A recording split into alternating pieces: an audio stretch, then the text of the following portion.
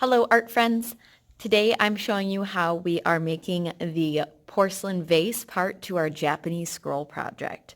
Our first step is to figure out what shape vase we want. I figured that out. I traced it on my piece of paper. Now I'm ready to go. I have my scissors from the store. I'm ready to get started.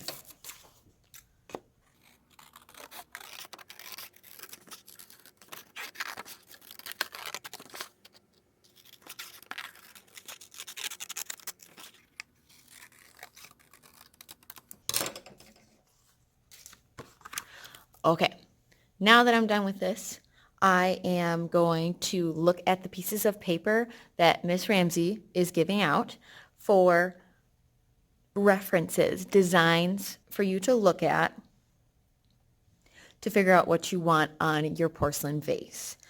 Make it as simple as you want. Make it not so busy. If you make it too busy, it's going to be very hard. The only blue marker that we have to use are these big blue markers. We can't get a very good tip on these.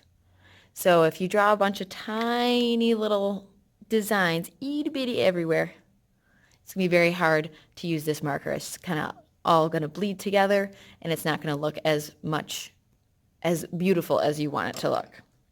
So before you even think about using the marker, you want to draw it in pencil. Reference those sheets I'm giving your tables and try your best to draw designs. We also want to make it symmetrical. Whatever happens on this side needs to happen on this side. On my porcelain vase that I already have done, I have the same thing happening on both sides. You don't really have to worry about thinking about it being symmetrical. You just need to make sure whatever design you start on one side, just continue it to the other. So up here, I have like this city skyline shape. I have dots, I've got swirls, and I have this flower shape on this side, and it's matching on this side. This goes down in the middle, so I don't have to match it on both sides, but over here, same thing happens over here. My clouds are kind of the same on each side, and if I put a line down the middle, same thing is happening with the tentacles, and these guys match pretty much on the bottom. Don't stress out about it, just get it as close as you possibly can. All right, I'm going to start my drawing process now.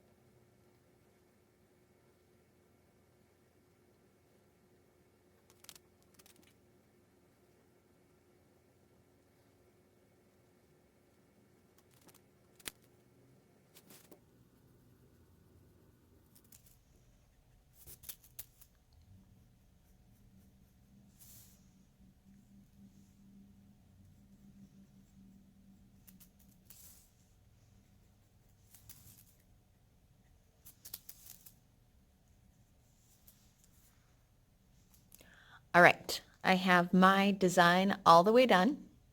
Now it's time for me to get a permanent marker, a blue one, if I haven't got it from the store yet. Now, I have a bunch of little designs in mine. This is really pushing the limit on how small you can draw. If we take a really close look at mine, the dots have a hard time turning out, and the clouds have a hard time getting sharp points, especially like at the ends and the ends of my little tentacles and like this diamond. The closer we look, the more mistakes we see that Miss Ramsey has made. But on my project, I drew the same exact thing just to show you how to use your marker to get little fine details. All right, so set my cap off to the side. When I look at the very tip of my marker, it is at an angle and it has a tiny little spot at the top that I can use. If you think about just using the flat top, it's still going to be kind of blunt and wide. But if we use just the very corner of the top, you can get a pretty fine point. All right, so I'm going to start from the top and just work my way down.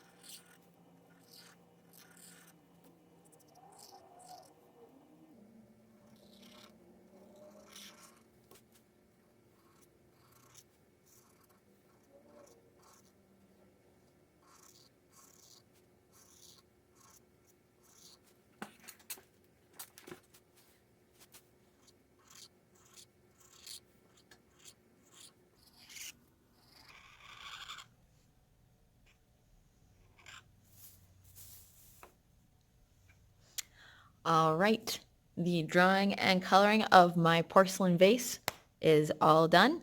Now it's ready to be added to